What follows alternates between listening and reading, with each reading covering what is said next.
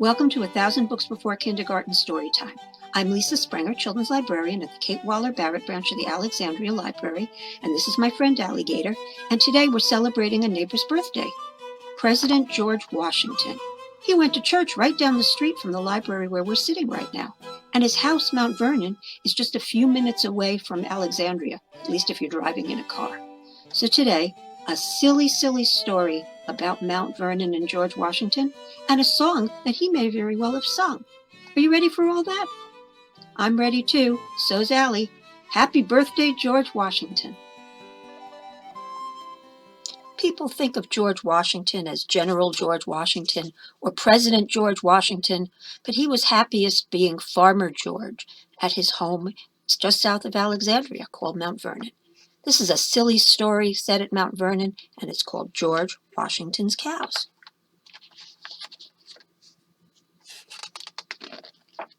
That's Mount Vernon, and those are George Washington's cows.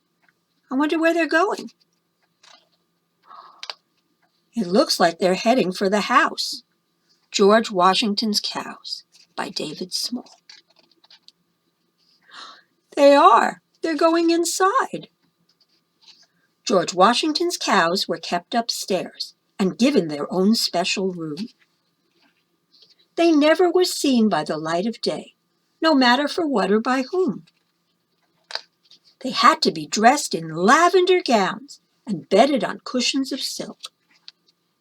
Fed on a diet of jam and cream scones, frequently sprayed with expensive colognes, begged every hour in obsequious tones, or they just wouldn't give any milk. George Washington's hogs, on the other hand, were a genteel and amiable group, delighted to help with the household chores if a servant had fever or croup. They served the dinner precisely at 8, with manners uncommonly fine, eager to serve the honored guests, leaping to meet each need expressed, always polite and impeccably dressed. They were certainly well-bred swine. Do you see the little boy and little girl in the center of the picture? Those are George Washington's grandchildren who lived with him. George Washington's sheep were all scholars, with a flock of impressive degrees. They had not the least bit of trouble in counting to 20 by threes. They sorted the stars with a needle and measured the sea with a stick.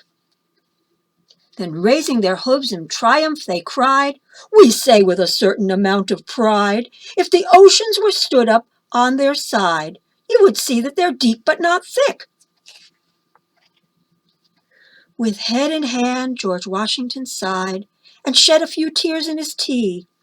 "My cows wear dresses, my pigs wear wigs, my sheep are more learned than me. In all my days on the farm I've seen nothing to equal such tricks." Then, bundling into his wool underwear, he ferried across the cold Delaware and muttered in tones of deepest despair, "Sell the farm. I'll try politics." Oh, there goes poor George. But you know, he's really not on the Delaware River. Delaware rhymes with underwear, but Mount Vernon is on the banks of the Potomac. But of course, this is a really silly story anyway. I mean, the cows and the pigs and the sheep at Mount Vernon really don't do what it says they do in this book. You can still go to Mount Vernon. It is a museum now. It is absolutely beautiful. The gardens look just like they do in the picture. David Small did a very good job of drawing Mount Vernon. And this is George Washington's Cows. This is available, along with lots of other George Washington books, right here in his hometown at the Alexandria Library.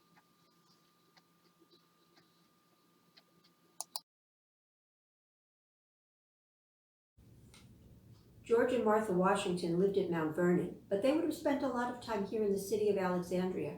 They would have run errands here and visited friends and relatives, and some of their relatives lived at a place called Carlisle House, which is just a few blocks from here. I did story time there last summer, and when I was doing story time there, I found out that a favorite old song of mine, Aiken Drum, is probably one that George and Martha would have known. It was a Scots-Irish song that had come over to this country, and people would have sung it at places like Gadsby's Tavern, which is somewhere George Washington visited regularly. Now, they didn't have ukuleles, not in, at least in the United States back then, but they did have small guitars. Girls and boys both played them. So we're going to play, they can drum, and you're going to help me sing. In this song, we're going to make up a man out of food. And the chorus goes like this. And he played upon his ladle, his ladle, his ladle. He played upon his ladle, and his name was Aiken Drum. A ladle's a big soup spoon, so you can go like this, like you're strumming on a guitar or ladle while I'm singing. There was a man lived in the moon, in the moon, in the moon. There was a man lived in the moon, his name was Aiken Drum. And he played upon his ladle, his ladle, his ladle. He played upon his ladle, and his name was Aiken Drum. We need to make his head.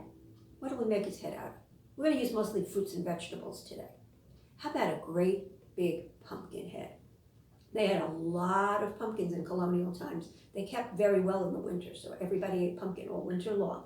And his head was made of pumpkin, pumpkin, pumpkin. His head was made of pumpkin, and his name was Aiken Drum. And he played upon his ladle, his ladle, his ladle. He played upon his ladle, and his name was Aiken Drum. How about eyes? Hey, what if we cut an apple in half? That would make you nice two round eyeballs. Maybe like a Granny Smith apple, a green apple. Or maybe red eyes if he was crying a lot, or yellow eyes, you never do know. And his eyes were made of apple, apple, apple. His eyes were made of apple, and his name was Aiken Drum. And he played upon his ladle, his ladle, his ladle. He played upon his ladle, and his name was Aiken Drum. What do we make his nose out of? Oh, how about a nice bumpy, bumpy, bumpy potato? You put a nice bumpy potato on for a nose, and his nose was made of potato, potato, potato. His nose was made of potato, and his name was Aiken Drum. And he played upon his ladle, his ladle, his ladle. He played upon his ladle, and his name was Aiken Drum. Ooh, he has eyes and nose, and I guess he needs a mouth. How about a nice piece of melon, watermelon or cantaloupe? And the seeds would look kind of like teeth. And his mouth was made of melon, melon, melon. His mouth was made of melon, and his name was Aiken Drum. And he played upon his ladle, his ladle, his ladle. He played upon his ladle, and his name was Aiken Drum. He needs hair. You don't want him to be bald, do you? What do we make his hair out of? Oh, how about some nice curly lettuce? You can have green hair or red hair. That'll look good. They used to fry lettuce. Can you believe that? George Washington liked salad, I know. That was something that was noted about the foods that he grew at Mount Vernon. And his hair was made of lettuce, lettuce, lettuce. His hair was made of lettuce, and his name was Aiken Drum. And he played upon his ladle, his ladle, his ladle. He played upon his ladle, and his name was Aiken Drum. We left off his ears. What do we make his ears out of? Oh, how about some pasta ears? You know, maybe some shell pasta or something like that. They were just starting to eat pasta in George Washington's time in America. I know Thomas Jefferson served it at Monticello.